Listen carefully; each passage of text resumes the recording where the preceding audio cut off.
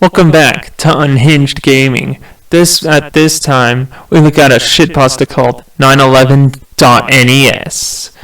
In 2002, many CIA agents and important figures in the Pentagon were discussing about Al-Qaeda's move and motivation to attack the United States, specifically the World Trade Center in 2001. Many of them stated that Al-Qaeda acted with bin Laden's command, as he hates the US, and that the jihad and the Islam religion were only an excuse to commit his misdeeds. Microsoft Corporate's ex-employees state that the motivation for the attack was actually a video game. He said that he was fired because he tried to get a ROM from the game for his computer, and succeeded. He also told the CIA that an unknown man called to the company, promising a good amount of money to Microsoft. They make an anti-American game, and if they send it in NES cartridges in a time of 4 months. That was very strange to the ex-employee who wanted to stay in anonymity, as the NES was obsolete since the end of the 80s, and because Microsoft wasn't a video game directing company. Microsoft Windows Games employee in charge, Kyle Schaefer, asked to his superior to develop the video game. His request was approved, and the video game creation began. Video games development just lasted 3 weeks, and neither had problems marketing the games in NES cartridges.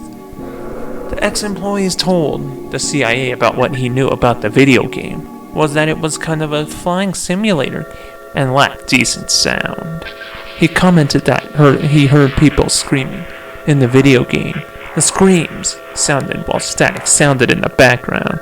He added that the screaming sounded too real to be an 8-bit sound. About the gameplay, he commented that he never knew about the game's objectives. Also, he told that it lacks a scoreboard and neither had a multiplayer mode. In other words, the game didn't have anything to make it attractive or fun. It is worth to mention that the game wasn't perfectly developed, as in the test NES console in the Microsoft Corp.